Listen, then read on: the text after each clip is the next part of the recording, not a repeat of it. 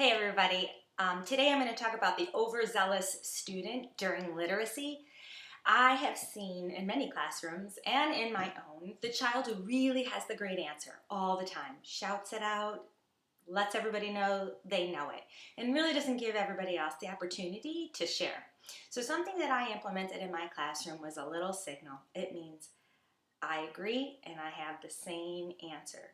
And what that little signal affords the overzealous student is the ability to let me know that even though someone else shared, they had the same answer. And then what I do is when I get that signal, I look right at that student. I'm like, and I keep teaching, I keep listening to other input so that that student recognizes that even though they were quiet, I know that they had a great answer and I'm super proud of them.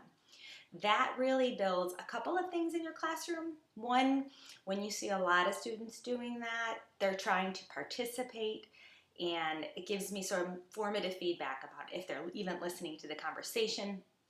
Another thing, it gives a body break. Those kinesthetic learners have the opportunity to sort of share out what they're doing. And also it builds the capacity of the students who really don't have an answer and they want to feel like they have an answer, and they get kind of used to doing that. And sometimes I get that too, and I'm okay with it. So all those things build a great classroom culture. I did have one year where a student, that just wasn't going to work. He actually had a really specific IEP, a lot of needs, and I actually took a photograph of him and I put his mouth like kind of like a quacking duck, and I had a picture behind me of him in this position.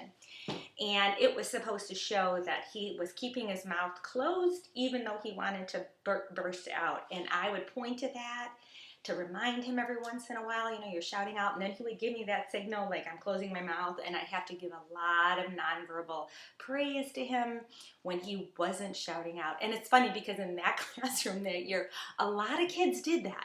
They actually liked this more than this, so they would do both. Like, I'm not shouting out, Miss Van Gort. So anyway, those are just a couple of ways that you can share the wealth of answering and responding. If you're doing a Q&A type and you're not doing a turn and talk as much, and you can even do it after a turn and talk. You can do it after some discussion in groups as well.